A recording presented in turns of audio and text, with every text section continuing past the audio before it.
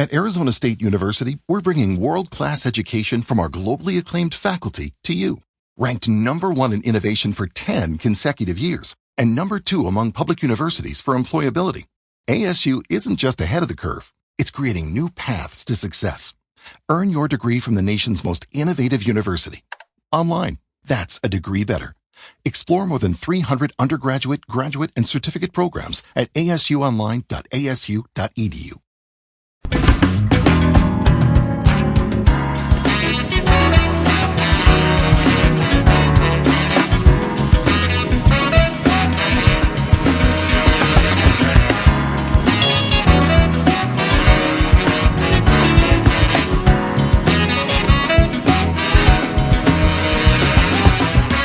KFI AM 640, it's Later with Mo Kelly. We're live everywhere on the iHeartRadio app, and we're live on YouTube once again. If you didn't know, we have a video simulcast on YouTube where you can go to YouTube right now.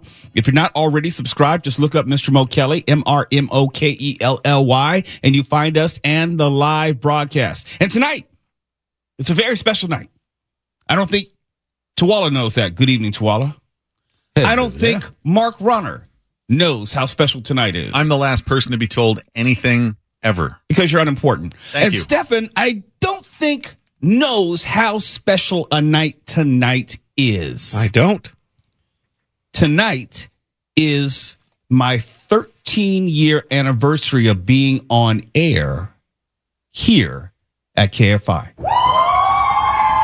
13 years ago tonight. Now, of course, it didn't start with Later with Mo Kelly, but it started with the little Saturday show. When I say little, because it was only 2 hours on Saturday night, just Saturday night, the Mo Kelly show. And it was from 6 to 8 p.m. And then it grew from Saturday to Saturday and Sunday. It kind of bounced around because there's a time in between where we were broadcasting the Charger games when they first came to L.A. And so we got bumped around, jostled around, kind of a sometimes 5 to 7 or 7 to 10.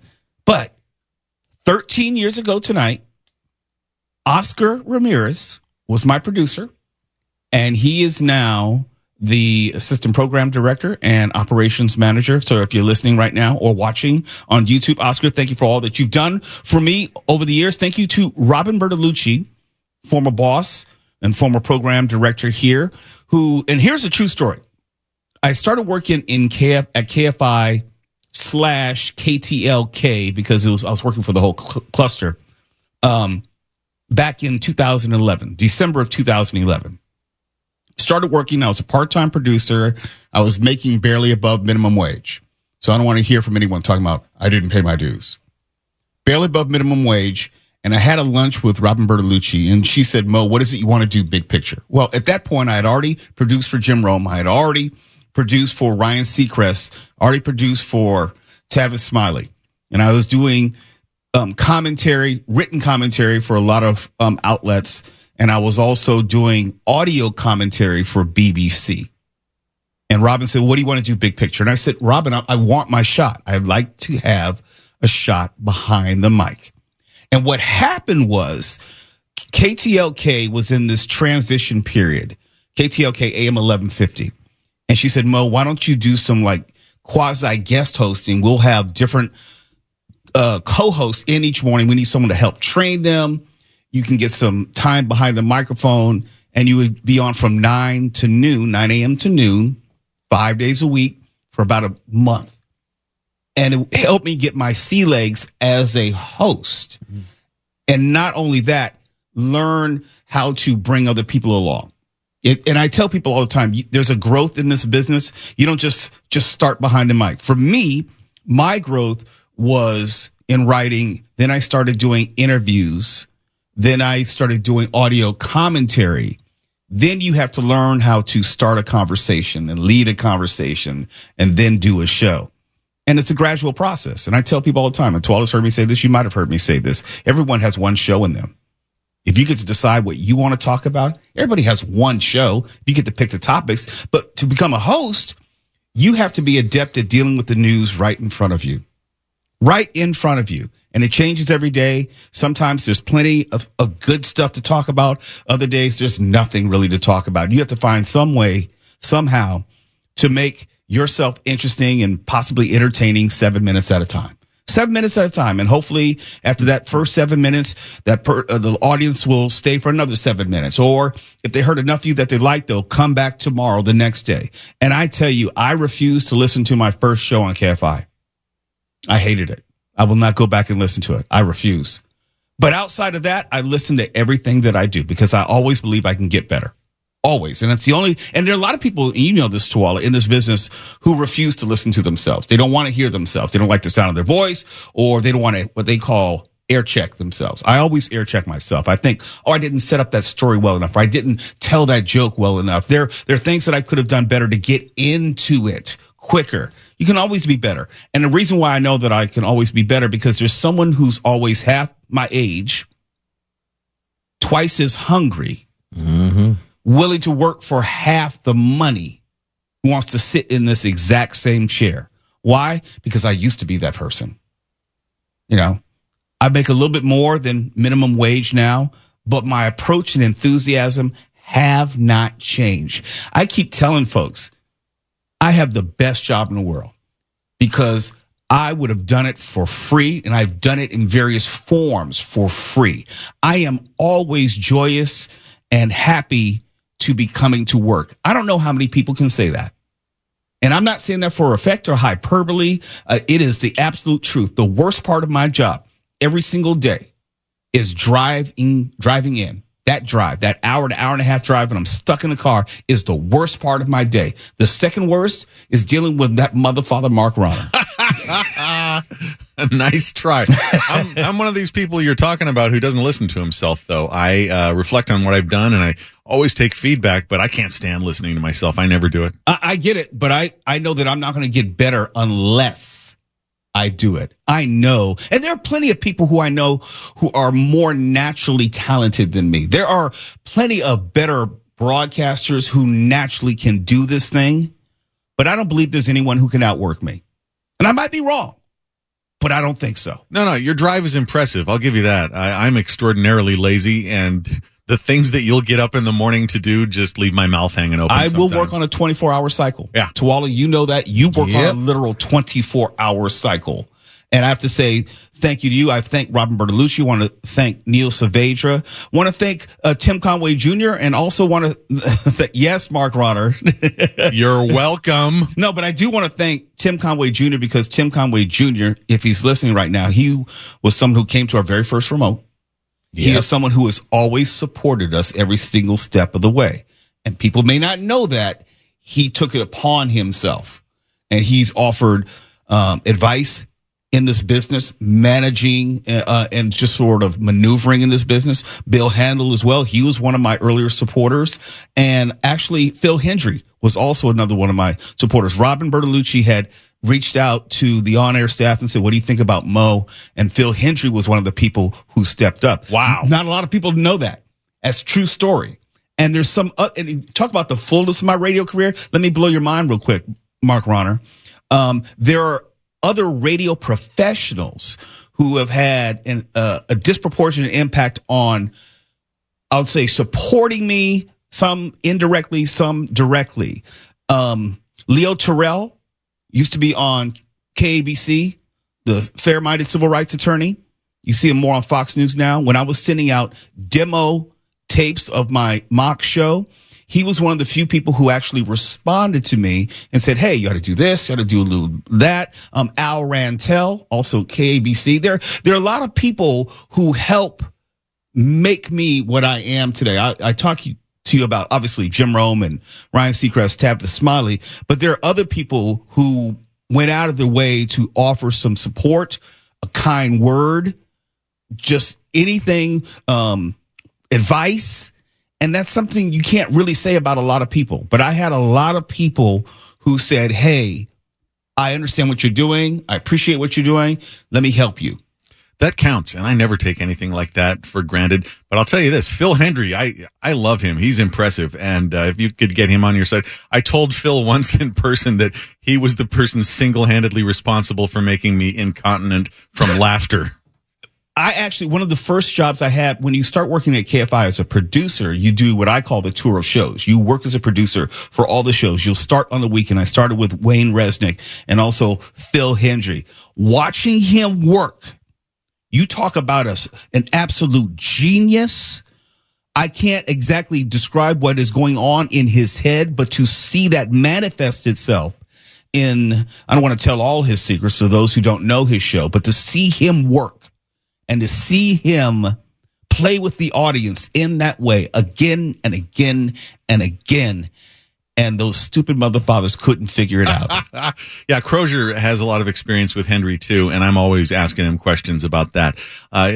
Henry's a savant. He's a genius. So, April 9th. I don't know, though. Mo, before you go on, you're literally forgetting, I think, one of the most important people to thank, and that is yourself. Because I remember the beginning when you first started on this journey and you invited me along. You said, T, we are going to change the game. Your belief in yourself, your belief that we could do it in front of all of the obstacles that we face on air and off air alike. You yourself have been your biggest cheerleader. And I think that is also worthy of praise because you have kept the faith that we would get here, right here where we are right now. There are three things that I live by professionally, and I've said it in my public speeches, and I don't think I've ever said it on the air, but since this is the 13th anniversary of me being on KFI, it's appropriate for this moment. Three things I live by in everything I do. Number one, be humble. Yeah, I talk a lot of mess on the radio, but I don't think I'm the greatest anything, anywhere, at any time. Be humble. Number two, be hungry. I don't think there's anyone who can outwork me. I just don't. I don't think anyone is willing to put into much time, effort, go through as much BS as me. I don't think anyone can outwork me. So be humble, be hungry, and lastly, and most importantly, be a student of your craft. I wasn't classically trained as a radio host. I wasn't classically trained as a journalist or as a writer, editorialist, or a columnist. It doesn't matter. I believe that if you are a student of your craft and you're humble and you're willing to outwork anyone, you can do anything. 13 years later, still swear by it. It's Later with Mo Kelly. KFI AM 640. We're live everywhere in the iHeart. At Arizona State University, we've made online education better, smarter, and more personalized so you can go further in your aspiring field. I decided to pursue medicine once I realized that ASU did have the online program for biological sciences. You're still required to learn the same curriculum. You're still being tested on the same content that anyone would be tested on in person. The comprehensiveness of the program prepared me so well for medical school. Explore over 300 programs at asuonline.asu.edu. Radio app. You're listening to Later with Mo Kelly on demand from KFI AM 640. Mr. Mo Kelly. We're live everywhere on the iHeartRadio app and YouTube. You can go to youtube.com on your desktop or the YouTube app on your phone and find us at Mr. Mo Kelly, MrMokelly, the video simulcast. We'll be doing it. I was just informed we're going to be doing it all month long. So each and every show. Yes, Mark Runner, you don't have to wear a tie every show, but you might have to wash your behind. No, I thought today Walter Cronkite would have been so much more credible as a newsman if he'd simply worn a black T-shirt every night. Yeah, if you say so. If you say so. Yeah. I don't know if I agree with that, but if you say so. But to be serious, yesterday we told you how Eaton Canyon, Altadena, there were no rebuilding permits which had been issued. Although Palisades, they're well underway. They're further down the road, no pun intended, about rebuilding that community. I had some issues. Other people had issues. People obviously from the community, Altadena had issues. And Catherine Barger, Supervisor Catherine Barger, to her credit, spoke out, said it was unacceptable. And just after she spoke out, a motion was passed to fast track the recovery process. And now they've issued the first permit for Altadena homes affected by the Eaton fire. And construction crews, as we told you, had already started breaking ground on the Palisades. But that's not what I want to talk about. but at least I'll reference it, but that's not what I want to focus on. I'm a firm believer of shaming the powerful. I'm a firm believer, if you know anything that I've done, either in my print work or radio or television work, I'm a firm believer of shaming politicians. Why? Because I know that when you shame politicians and get their attention, they are more responsive because they don't want to be embarrassed in the media. They don't want the depiction that they're not responsive to the issues that we're talking about. I tell you about how Metro responded to us because they were listening to what we had to say each and every night about the failings of Metro. I'm a firm believer of shaming the powerful, shaming the politicians, shaming elected officials. It has its place. Then the motivations to shape up or to get in action or to get things done, I don't care about that. If Supervisor Barger was afraid, or I'll say didn't want to acknowledge the pressure that she was facing or the negative reports that we were making, that's fine. I don't need her to acknowledge what type of pressure she was under. But I do know that politicians are responsive and sensitive to being taken apart in the media time and time again. How do I know? Because for the most part, a lot of elected officials won't come on the station. I know that for a fact. Why? Because they do listen. Why? They do feel the weight of a station like KFI, which is what we call a blowtorch in this industry. They do know that when they're on the street, they're asked questions by constituents, but because they've heard this or that on KFI or other media, and then they have to answer to that. You see what's going on in the various town hall meetings around the United States regarding just the economic situation here in America. That is a function of media, be it radio, television, cable news. The amalgamation of all that media puts pressure on elected officials, and shaming them has its place. Why? Because it gets things done. This is one of those examples. In Altadena, Supervisor Catherine Barger said Habitat for Humanity essentially reused the original plans to reconstruct the home, this first home burned by the Eaton fire. She praised the effort, but voiced her frustration toward the laboring process that has been slow for many others. I don't think it's a coincidence that yesterday there were 0, now there's 1, and the process is moving.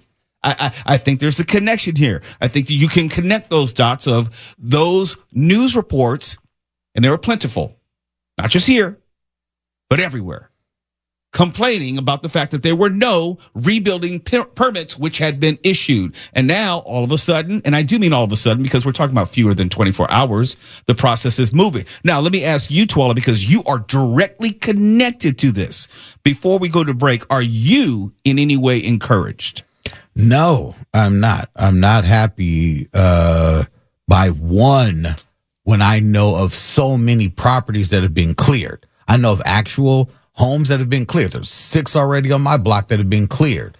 Why they have not, once a home is cleared, to me, that means that they should immediately receive a permit to start rebuilding. I don't know what the lag is, especially because once the home is cleared, the city turns that information in. It should be within 24 hours. Boom. Here's your permit to rebuild. There are several sites I know of, not just on my block, several sites I know of that have been cleared. So why do we just have one permit that's gone out? That needs to be answered for. If it's one today, yeah. Okay, if there's one today and there's 25 tomorrow, does that change it? Yeah, we are on our way. Okay, I suspect we're going to have something similar by tomorrow. But if we don't, T, you and I are going to be right here doing what? Shaming the powerful, shaming politicians, shaming elected officials. Why? Because we know they'll respond to that. It's later with Mo Kelly. KFI AM 640 live everywhere on the iHeartRadio app. And we have a Waymo update and a Chick-fil-A update. Two of my favorite subjects. You think, Waymo, Chick-fil-A, what does that have to do with anything? Can't wait. You're listening to Later with Mo Kelly on demand from KFI AM 640.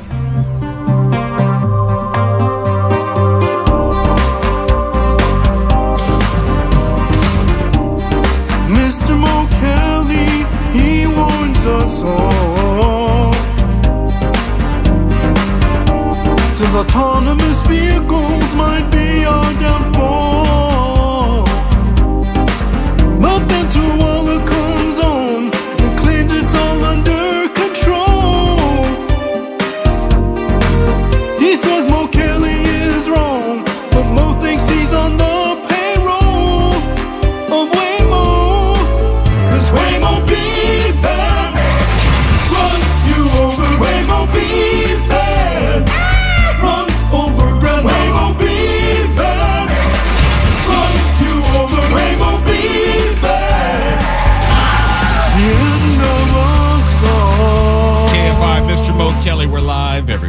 iHeartRadio app and also on YouTube. If you haven't seen the video live stream simulcast, it's not too late. We're going to be doing it all month. Yes, we're the only show on KFI with a video simulcast. Just want to throw that out there. Coolest 3 hours in all talk radio. But who's counting? So go to YouTube. Follow at Mr. Mo Kelly, MrMoKelly. You can join the show. It's interactive. We'll have polls up every segment, be answering your questions on the comment section. Just going to have some fun. And one of the subjects we always discuss here on Later with Mo Kelly is autonomous vehicles. And I've said that they are a menace. They're dangerous. They're not ready for prime time. They're going to bring about the ruination of civilization. And I am not exaggerating a whole lot. But this is what I do know. Tuala Sharp, the producer of this show, has been reticent to admit how limited and dangerous, my word, these autonomous vehicles are. There are videos which are now popping up all over the news and social media showing a Waymo autonomous vehicle which is stalled out in the middle of the drive-through entrance of a Chick-fil-A. Happened around 9:30 p.m. At a Chick-fil-A on Lincoln Boulevard. And there were a number of videos from would-be consumers. They didn't get their food from what I read. And the videos show Chick-fil-A workers standing around the stalled vehicles. So, if vehicle, singular, if the Chick-fil-A workers are standing around the stalled vehicle, that means they're not actually fixing any chicken or selling any chicken or giving out any of those waffle fries. The autonomous vehicle, the Waymo vehicle, had its hazard lights on. It would back up briefly and briskly, and then it would stop again. From what bystanders said they saw, they waited for more than a half hour of this before being told the restaurant, which is drive-through only, was closed. Because this Waymo was in a drive-through, I have no idea why it was in a drive-through. It's not like you get an autonomous vehicle and say, hey, take me to Chick-fil-A. No, you're supposed to go from, wherever you are to an actual destination. This Waymo shut down the restaurant. It closed down the restaurant. So let me just ask this simple question to all. I just want a very simple answer to a very simple question. How can I trust a Waymo with my life if I can't trust a Waymo at a Chick-fil-A drive-thru? Why Answer on my question. earth? Contestame.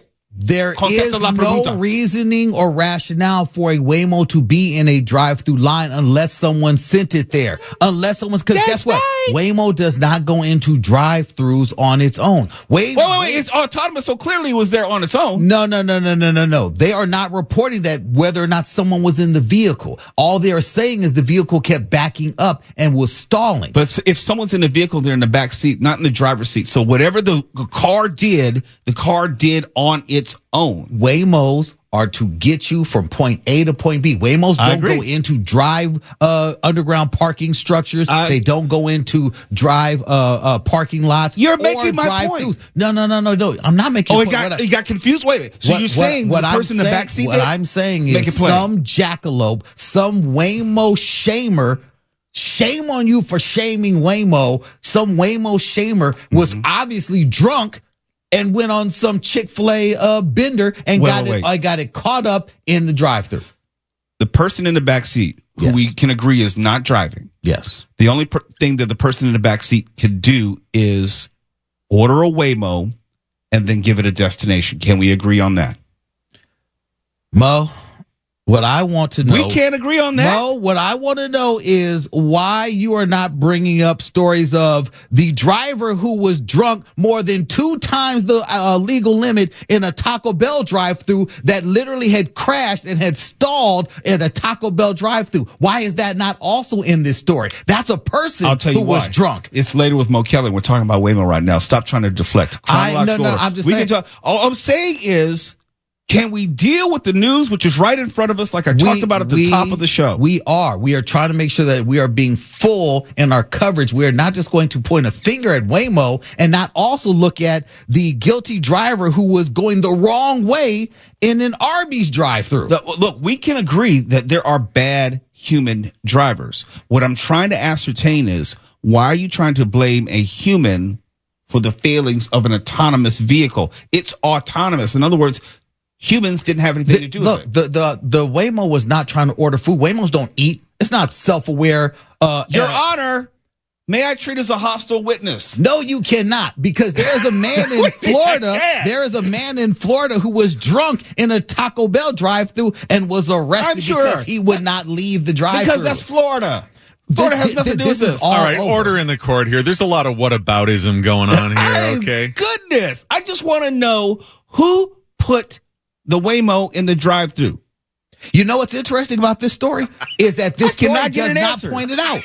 The story does not point it out. What about that other car? Yeah, I know. Look, all cars matter. This story does not point out how the Waymo got there. Thank you very much.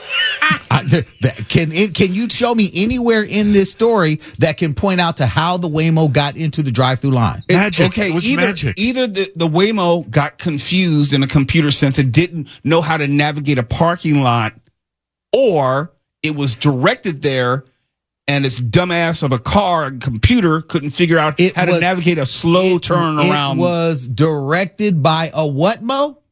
By a person. It didn't do it on its own. It's only taking orders. But that's the so whole how point. did it get there? Your answer to the question is it got there because someone sent it there, Mo. So clearly the Waymo was not ready for prime time. It was not ready to be able to handle a Chick-fil-A drive-thru. You know what? Neither is this lady who got drunk and got out of her car and tried to climb in through a McDonald's drive-thru window to attack the personnel that worked there. I will trust people in a Chick-fil-A drive-thru before I will trust a Waymo. If it can't handle a drive-thru, it can't handle the open road. Mo, there's a teenager who in Stafford had a BB gun in a drive-thru and was literally going through and was shooting people at the drive-thru. What about these young hooligans? What about them? Yeah, and you know what? I'm not getting in the car with her, him, or them either. Guess what, Mo? The drive-thru is a terrible place to be. Why are we blaming Waymo? Now it's the drive-thru. Okay, so we've blamed people in Florida. We blame, I don't know, other food establishments. Drunken people, people who are high, all of this. I just want to ask you about the Waymo which shut down the Chick-fil-A. Mo, I'm trying to ask you about all these other establishments that have suffered because of people. See what I deal with? See what I do? I need us to get to that. What is happening here? We're going to break. That's what's happening. Because you filibustered the whole freaking segment. It's later with Mo Kelly. KFI AM 640. We're live everywhere in the iHeartRadio app and YouTube. Go to youtube.com or YouTube app at Mr. Mo Kelly. We got the live stream going. We have polls. We have interaction. We have dumbass comments that I'm going to ignore. All of that right now. With so many options, why choose Arizona State University? For me, the only online option was ASU because of the quality. Their faculty was really involved with their students and care about your personal journey. The dedication to my personal development from my professors, that's been extremely valuable to me. Earn your degree from the nation's most innovative university. Online. That's a degree better. Explore more than 300 undergraduate, graduate, and certificate programs at asuonline.asu.edu. Hey, it's YouTube. What do you expect? You're listening to Later with Mo Kelly on demand from KFI AM 640. Mr. Mo Kelly here. We're live everywhere on the iHeartRadio app and on YouTube. You can see the live video simulcast. You can just go to YouTube, find Mr. Mo Kelly, MrMokelly, and you are in the show. You get to see everything that's going on, including what Stefan's doing. In Air Mix, you can see Mark Ronner in the newsroom during news breaks, and also Tuala Sharp, who's producing the show tonight. Let's talk a little bit about Barbie, or should I say Ken. And I'm telling you right now, you can count down on the clock. There's going to be a Mattel boycott in 3, in 2, in 1. The moment that the wider society, as in WIDER, I didn't say whiter, I said wider. Wider. Gotcha. Society gets wind of this. Mattel, the makers of Barbie, announced today that LA Lakers superstar LeBron James will be the first professional athlete to get his own Ken doll in his likeness. James will become Mattel's first Kenbassador. Oh, word? Word. In a collaboration with the LeBron James Family Foundation. Quote, This is LeBron James. As a young kid, I was fortunate to have role models who not only inspired me, but also showed me what's possible through hard work and dedication. Now, as an adult, I understand how vital it is for young people to have positive figures to look up to. That's why partnering with Barbie to release the LeBron James Kenbassador's doll is such an honor. It's an opportunity to recognize the powerful impact of role models who instill confidence, inspire dreams, and show kids that they too can achieve greatness. Let me just put it this way. Can I be honest with you? Can I have an honest conversation with you right now on KFI and also YouTube? If America, I put that in air quotes, if America can't handle a half Colombian Snow White, how in the hell is America, air quotes, going to handle an all black Ken blowing Barbie's back out? Wait a minute. Wait a minute. Jeez, I did not know that that's where you were going. Neither did I. Wait, Ken is Barbie's boo, right? Boo thing, right? Yeah. Okay. Yeah, that's true. All right. Yeah. They're boyfriend and girlfriend, right? Yeah. Okay, so if Ken, I'm going to try to get through this. Yeah. If Ken is now in the likeness of LeBron James and gets all the rights and privileges of Ken, I don't know if America, air quotes, is going to be comfortable with a 6'8" black man. Let me just stop. Never mind. Look, I am curious to know, did Cue the boycott. Did LeBron insist that his doll could not be smoothed out? I don't know. Yeah, because don't the Barbie dolls and the Ken dolls have pretty much nothing downstairs? I mean, they're smoothed out. They said in his Smoothed likeness. out, They're yeah. smoothed out. It's just I don't know. it's smooth. It's not I don't know. shaven. It's just smooth. But see, that was the classic version of Ken. That was Right. the non-LeBron, non-black version of Ken. LeBron may say, nah. Oh, so there may be some modifications, is what They you're said saying. it's in his likeness. Now, I don't know what he looks like, Down there. but Look. if it's in his likeness. It says that the doll not only captures James' style, but also his height. It will be 1 inch taller than the standard Ken doll and come in a larger package. I'm just saying. Emphasis on package. I'm just saying. That's what they say. All inches matter. That was for me. That was anticipatory. All inches matter. I'm just saying there's going to be, look, I'm serious and I'm not serious. Here's the serious point. If people are mad, still mad about Snow White not being completely European, let me put it that way, because Colombia is not in Europe, we can assume that there will be similar pushback. And there's also the perception of LeBron James and his political stances, his outspoken nature, what he may have to say about various subjects, including Donald Trump. So cue the boycott. 3, 2, 1. As soon as everyone finds out, they're going to run to their computer. Hashtag boycott Mattel. And all the people who wear tactical glasses to hide their eyes on social media will say that they're boycotting Mattel and won't buy any more Barbie dolls.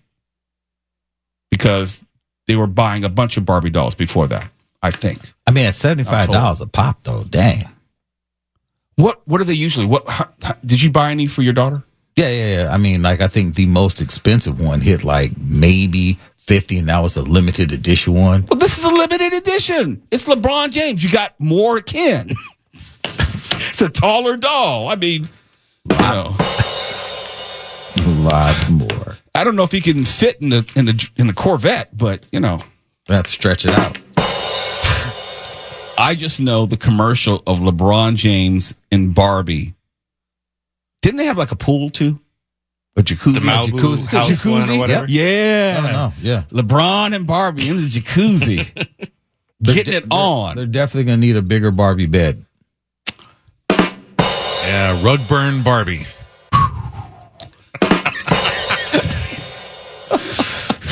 LeBron's going to be in there with Barbie. Say my name. What's my name? Not Ken anymore. It's Ken. It's Ken Braun.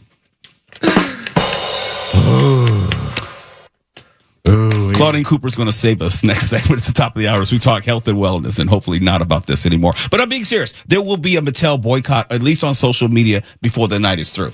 Because America. It's later with Mo Kelly. KFI AM 640 live everywhere in the iHeartRadio app and YouTube. More informing, more engaging, more stimulating. KFI. And KOST HD2. Los Angeles, Orange County.